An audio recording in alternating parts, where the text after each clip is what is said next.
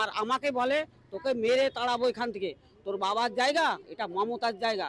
সুশান্ত দেখতে আসলো, আসলে এই গলির মধ্যে দিয়ে আমি এইখানে থাকতাম, আমার ঘর ভাড়া থাকে, আমি এইখানে থাকতাম বাল বাচ্চা নিয়ে। আর তখন লকডাউনের সময় আমার দুইজনের ক্যান্সার, আমার ওর ছেলের আর আমার জামাইও বসতো এখানে। এইবার আমরা সারা ফ্যামিলি এইখানে বসি। এইবার কয়দিন আগে মারা গেছে জামাই।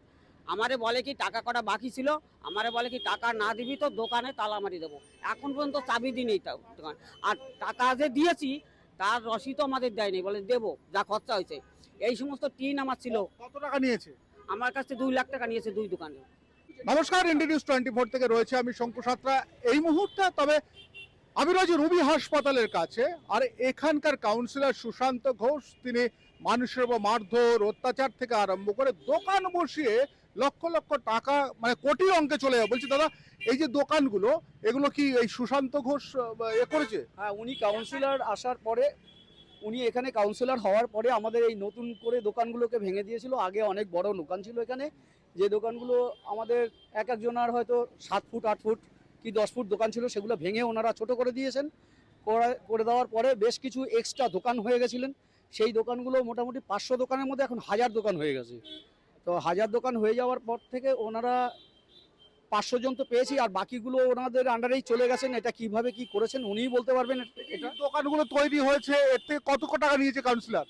অ্যাকচুয়ালি টাকার অঙ্কটা সেটা তো আমি এইভাবে ঠিক বলতে পারবো না। এক একটা দোকান পিছু মোটামুটি ধরুন ওরা কন্ট্রাক্ট আন্ডারে 70,000 টাকা 60,000 টাকা এরকম একটা খরচা নিয়েছে।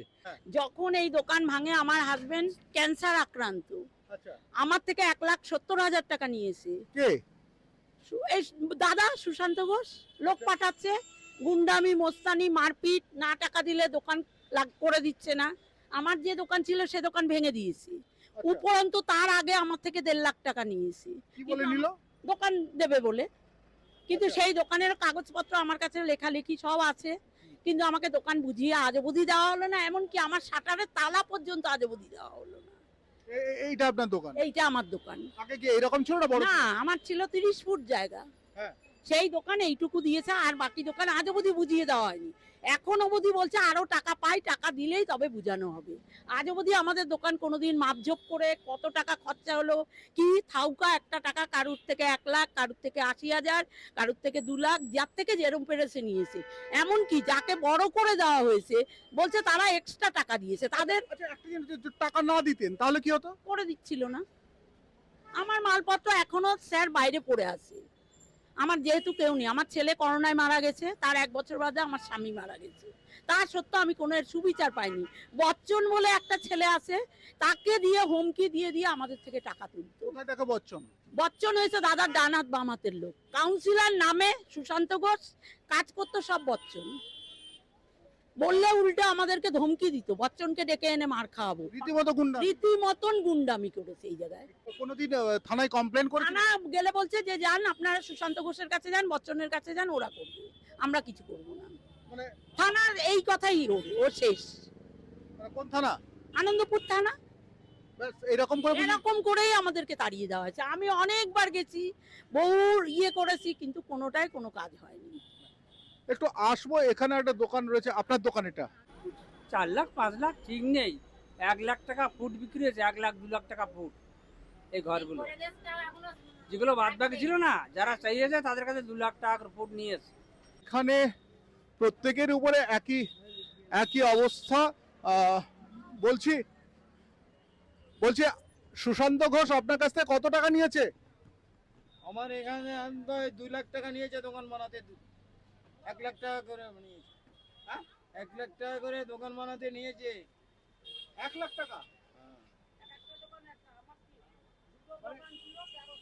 মানে আগে দোকান ছিল না আপনার এখানে? হ্যাঁ ছিল, সে দোকান তো আর ভেঙে দিল।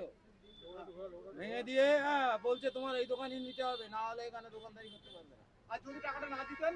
না দিলে দোকানদার দোকান থাকতো না, দোকান দিত না। মানে জোর জুলুম? হ্যাঁ, জোর জুলুম তো। তারা যেটা বলছে সেটাই করতে হবে, তারা যেটা বলবে সেটাই করতে হবে, না হলে লাথি মেরেছে দোকানে, যে দোকানে ধাপ টেনে খুলেছে, ফেলে দিয়েছে মাল। কি নাম আপনার? আমার নাম হরিপদ হালদার। থানায় জানিয়েছিলেন? থানায় জানায় কি হবে, তখন তারাই তো সব কিছু, থানায় জানায় লাভ হবে কিছু? বরঞ্চ আমি এখানে আর করে যেতে পারবো না, সেরকমই থানায় জানাতে গেলে। এখন থানা কি বলছে? আমি এখন তো থানায় কিছু বলিনি। অর্থাৎ রীতিমতো এখানে দেখছি আমার এখানে 13 ফুট করে দোকান ছিল, আমার 3টে দোকান ছিল। সেই দোকান ওরা ভেঙে আমাকে বলে তোর বাবার দোকান, একটা দোকান পাবি। আমার ছেলে এই যে বেকার গ্রাজুয়েট করে, এই পাশের দোকান এই যে বার করে নিয়ে মেদি করেছে, আর ওই পাশে একটা দোকান বিক্রি করেছে শ্যামল। আর আমি যখন সুশান্ত ঘোষে বলেছি আমার ছেলে তারাপীঠ গেছিল, এই দোকানটা বন্ধ ছিল।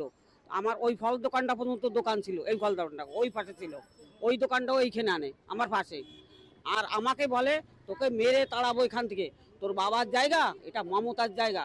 সুশান্ত দেখতে আসলো, আসলে এই গলির মধ্যে দিয়ে আমি এইখানে থাকতাম, আমার ঘর ভাড়া থাকি, আমি এইখানে থাকতাম বাল বাচ্চা নিয়ে। আর তখন লকডাউনের সময় আমার 2জনের ক্যান্সার, আমার ওর ছেলের আর আমার জামাইও বসতো এখানে।